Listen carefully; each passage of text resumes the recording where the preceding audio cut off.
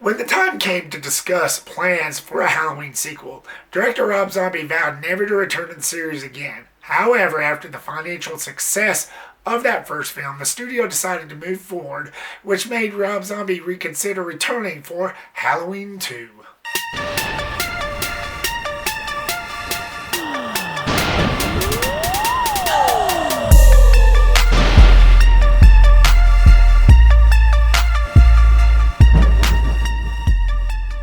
What's going on, everybody, and welcome back to my Rob Zombie film series review. Thank you so much, guys, for clicking this. I really do appreciate it.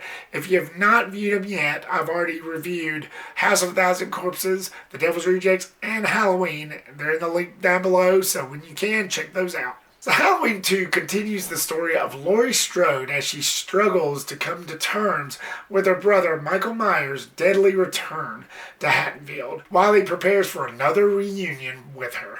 I've got on record, if you've known this, for those of you who watched my review for Halloween, I really did like that one. I thought it was a really good remake. It was a pretty decent remake, minus a few flaws. It still had its merits. So when word spread that a follow-up was coming out in 2009, of course I was curious. You bet your ass I was stoked. And of course I was wanting to see where Rob Zombie would go with this series. What bloody good surprises and suspense is in store for us. I know I'll be on an island with this, but I don't really care. I actually did enjoy this entry. So starting off with the positives as usual, the tone was much darker, it was much grittier, scarier, more ballsy. It felt more genuine. It felt like an original take of the series at the time. Not to mention Michael Myers, it goes without saying, he was much more brutal in this, much more vicious. I mean, the character held nothing back. And again, like I said in the first film's review, that all falls on Tyler Mane, who returns as Michael Myers in Halloween 2. He went all out on this. I'm telling you, there is nothing that this guy didn't try in this. I said it before and I'll say it again. He was awesome as Michael Myers. He went above and beyond in this film. He knew exactly what kind of character he was playing. So much so that the kills were over the top. And I said in my last video that you've seen nothing yet. Damn, you have not seen nothing yet. The kills go over the top. It's way more bloodier. It was way more tense. It was definitely in your face. I'm not going to mention every single kill, but the hospital scene at the beginning. Damn, that scene was really brutal. When he kills that nurse, he stabs her to the max. And there was a bunch of insert shots where I'm so surprised that the MPAA did make him cut it out. Even Rob Zombie himself, I think, said in the director's commentary that he was surprised that those did not get taken out. Because with most of everything else, the MPAA has such problems with just so much as a cut on somebody's finger. But with this, they went all out. They didn't touch it with a 10-foot pole, which was really weird in most scenarios because, like I said, the MPAA, sometimes they act like a bunch of wusses sometimes. But with this, they stayed back. I mean, it was still rated R. And I think a couple of times where I did hear that they did still have to cut some things down to like avoid the NC-17 rating. But when you watch the final product, the R-rated cut, the one that we saw in theaters all across the globe, you wouldn't think that this movie was cut down. I mean, they go all out. You can literally see the knife going into the skin multiple times, with the blood splattering up on top of that. That's how crazy and vicious this was. Especially with the way that particular kill was. Damn. I mean, there's not enough words to describe how brutal that was. I mean, it was the most brutal I've seen before this came out. I would have said George P. Wilbur from Halloween 6 was the most brutal. Not anymore. Again, it held nothing back. And the other kills was pretty decent too. Like, there's this one kill in the van where this girl was waiting for this guy. And both those kills, like, he comes for the guy and he just appears out of nowhere. And the same with the girl. Like, he just appears out of nowhere and just busts through that glass and chokes her to death. And it makes me to believe, was he going for a supernatural take on this character like in the original films, or was it just by chance? But again, I loved it. It's still pretty intense. Again, just that all-out ballsy territory that Rob Zombie has taken, to where you don't know what he's trying to do with this character. Is he a supernatural entity, or is he just there and we just don't see him? But clearly, you see him just appear out of nowhere. There's this other kill where it happens in the field, where these two jackasses starts beating up on Michael Myers for like going into their territory, and he was just passing by. And these guys kind of got what coming to him anyway, but they start beating him with a baseball bat and all that. And you can tell he's always one that just not feel pain. Michael Myers, especially in this, he doesn't react.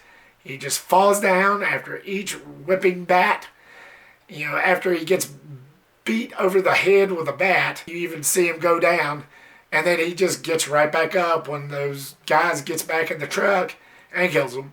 You know, it just goes to show you, he doesn't feel pain. He doesn't care. He has nothing to lose. Yeah, you're dead.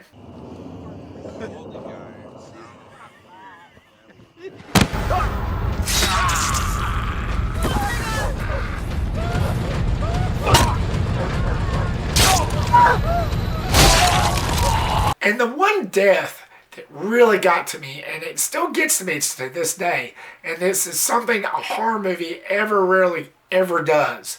I mean, ever. Laurie comes to find Annie bloody and bashed on the bathroom floor of the house after Michael attacks her.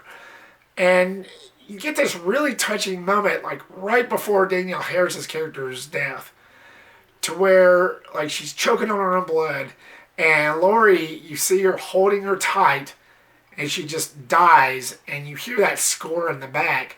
It brought tears to my eyes. I'm not afraid to admit that. It literally made me cry. And that's something, again, a horror movie never does.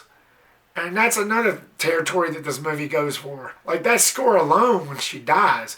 And then whenever Sheriff Brackett, Brad Dourif's character, comes and finds his own daughter just dead on the floor, you see him kneel down, and it's heartbreaking.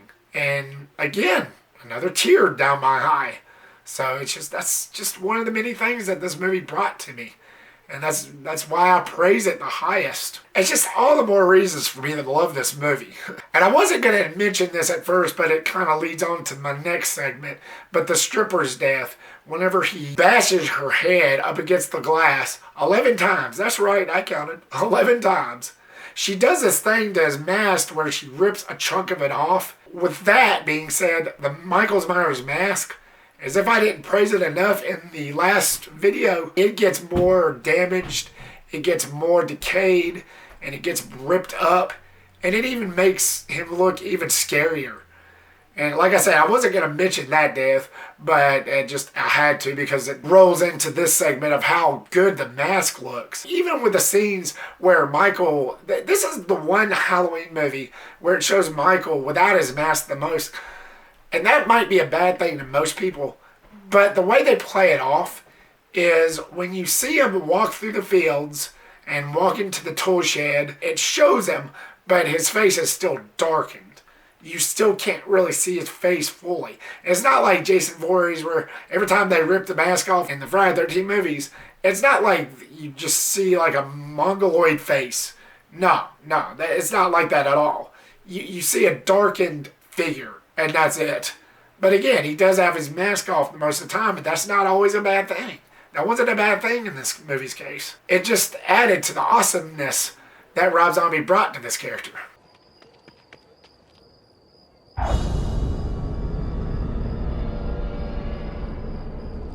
Are you a giant? And Scout Taylor-Compton, she was even better in this one. She's just a character struggling with the events that occurred in the first movie. And because of that, she's just so damaged, especially after finding out that her brother is one of the most notorious serial killers out there, known to man. It would screw anybody up. It would definitely look good on her resume. Hey, By the way, my brother is Michael Myers, one of the most notorious serial killer out there. Let's hang out. And the way she plays this off because of that alone, it's just mind-blowing. And it really makes you feel for the character. That's for damn show. And the way Scout Taylor-Compton played this part off, for that reason alone, perfect. For ace in the hole. I love the whole psychic connection between her and Michael, which is something that they haven't really done before, especially with the Jamie Lee Curtis versions. You have this whole scene with Michael Myers after he kills those bullies that had beaten him up in that field, and he starts eating their dog, and you see Laurie's reaction to that, and she was at the house, she was nowhere near him. You see her throw up, and she just has this odd reaction, which tells me that they do have like some sort of psychic connection in a way.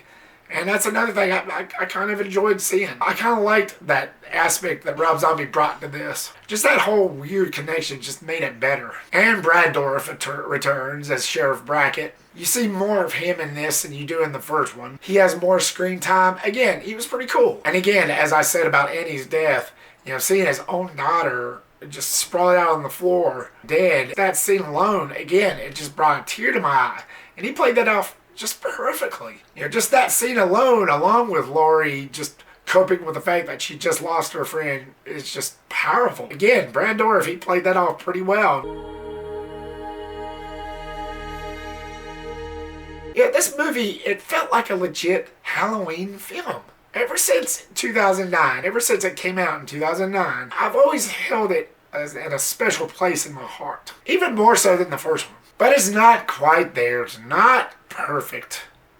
Which brings us to the mixed. The dialogue. Surprisingly enough, unlike his previous 3 entries, it wasn't all that bad.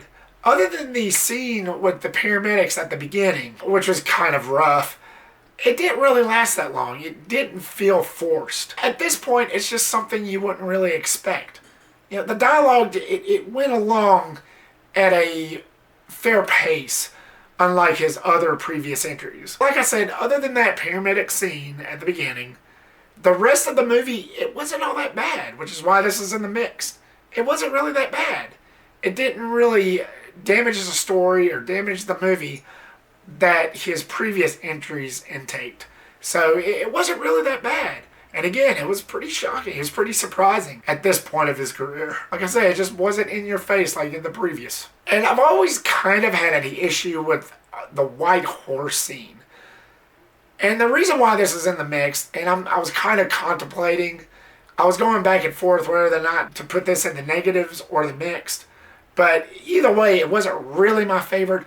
But that all coincided with showing Michael's psyche. With all the messed up things that goes on in Michael's head. I like the rest of that, but that white horse one, since it was a part of all of that, that's why I'm putting this in the mix. I didn't really quite get into that aspect of this movie. Like seeing his mother, just seeing her beside that white horse, I never really seen the symbolization to that. But again, I know it coincided and it ties all with the rest of Michael's freaked up mind. Again, I didn't really mind that because it was interesting to see inside Michael's head, more of his psyche and what went on in that screwy little mind of his. And that's another thing I appreciated for this movie. The rest of it was awesome though, other than that horse and mother scene. And now here comes the negative, and I've only have one. I was already on the fence with the Dr. Loomis character in the first one, but this one, pretty much confirmed that I just did not like this character at all in this. They made him a jackass, a dick. He was conceited. He gave 2 shits about anything. This kind of gets mentioned in the first one, but Dr. Loomis, he's like a book writer. He actually wrote about Michael Myers and his experience. And the jackass just freely lets the world know that, hey, Laurie Strode is Michael Myers' sister. Huh? You don't do that, dude! Again, all the more reason for you to hate this character, despise him. He was just low all around. You suck, you jackass! You jackass! I just did not like this character, this portrayal. Now, I know Malcolm McDowell, the way Rob Zombie wrote his character in this, it was intended. And I know this is a completely different universe than the Donald Pleasance ones. I get it. I couldn't get into it. It just wasn't interesting to me at all. Which is why there's a scene in this where Dr. Loomis, he's like the famous book writer and the guy who survived Michael's attack. And he goes on this talk show host to where they kind of make fun of him. You see a cameo by Weird Al Yankovic, which was pretty funny. It was pretty cool. And they kind of make fun of him. They kind of make fun of this character. And when he walks out, he's like, I have never been so humiliated in all my life. This is nonsense. Goodbye. And that was actually pretty satisfying just for that reason alone. I might say that I've endured quite a lot of misery of my own in order to tell this story. Yeah, well, everyone feels real bad for you, except I have never, ever been so humiliated in all my life. Fantastic.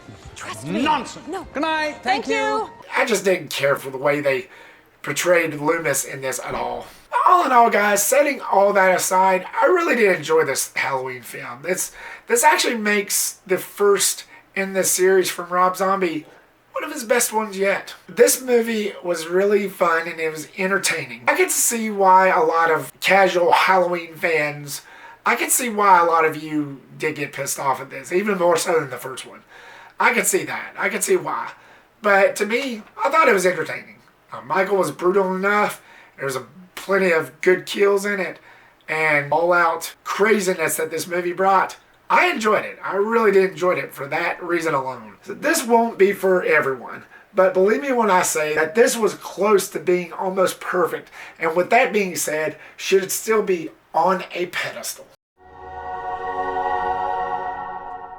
So Rob Zombie's Halloween 2, what was your thoughts on it? Were you a fan? Did you find the kills and gore in this much more elaborate, much more entertaining? Or was this not for you? Was this just too much for you and just not in your ballpark? Leave me a comment down below and give me your thoughts. Thank you so much, guys, as always, once again, for watching this. I really do appreciate it. Like, subscribe, comment, and share. And make sure to click that bell icon so you don't miss a thing. And I will see you on the next one. Peace.